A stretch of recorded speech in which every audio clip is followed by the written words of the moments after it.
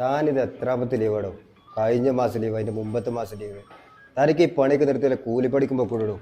Sir കഴിയോട് തീരുവയ്യാത്തോണ്ടാ. താനൊക്കെ ഇവിടെ മല മറിക്കണ പണിയുടെ എടുത്തുകൊണ്ടിരുന്നു.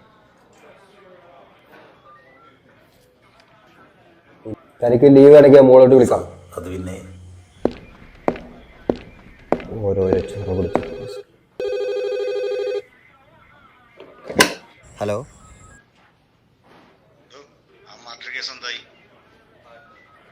സാർ, ഫോറസ്റ്റ് റിപ്പോർട്ട് ഉടനെ കിട്ടും സാർ. എനിക്ക് 2 ദിവസത്തേക്കും ഡീറ്റെയിൽസ് കിട്ടും. Okay sir.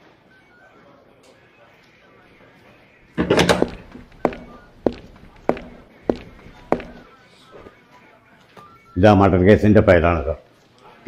ഞാൻ ആ പഞ്ചായത്ത് പ്രസിഡൻറ്റുമായി സംസാരിച്ചപ്പോൾ അങ്ങനെ ഒരു മിസ്സിംഗ് കേസ് അവിടെ റിപ്പോർട്ട് ചെയ്തിട്ടില്ല. എന്തായാലും വ്യക്തമായ ഒരു അന്വേഷണം വേണം. ആ ഫോറസ്റ്റ് റിപ്പോർട്ട് ഇന്ന് കിട്ടണം സാർ.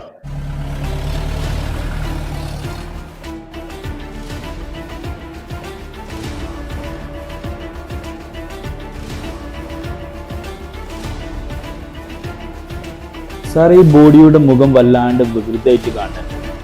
അങ്ങനെയാണെന്നുണ്ടെങ്കിൽ മിനിമം ഈ മേർഡർ നടന്നിട്ട് ഏകദേശം ഒരു 2 ആഴ്ചത്തെ പഴക്കം കാണണം.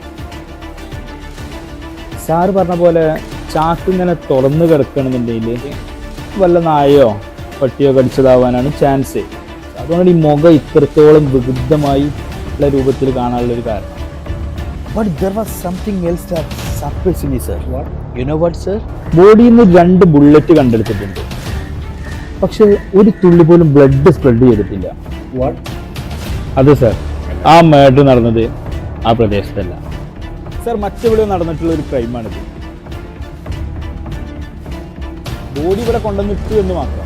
പക്ഷെ എന്താണ് ഇതിലൊരു ഡീറ്റെയിൽ ആയിട്ടുള്ളൊരു എൻക്വയറി മസ്റ്റാണ് കേസ്. സാർ, ആ റിപ്പോർട്ട് എന്നാൽ ഞാൻ സ്റ്റേഷനിലേക്ക് അയക്കാം. ഓക്കെ സാറേ? ഓക്കെ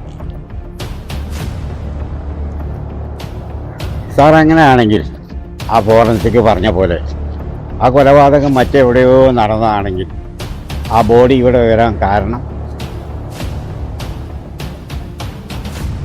അതാണ് നമ്മൾ കണ്ടെത്തേണ്ടത്. ഇവരുടെ റിപ്പോർട്ട് പ്രകാരം ഇതൊരു സാധാരണ കൊലപാതകമേ അല്ല, മറിച്ച് എന്തൊക്കെയോ ദുരൂഹതകളുണ്ട് ഇതിനകത്ത്. അതാണ് നമ്മൾ കണ്ടെത്തേണ്ടത്. ഓക്കെ, എത്രയും പെട്ടെന്ന് നമ്മുടെ ടീമിനെ സെറ്റാക്കി നിർത്തണം. Okay sir.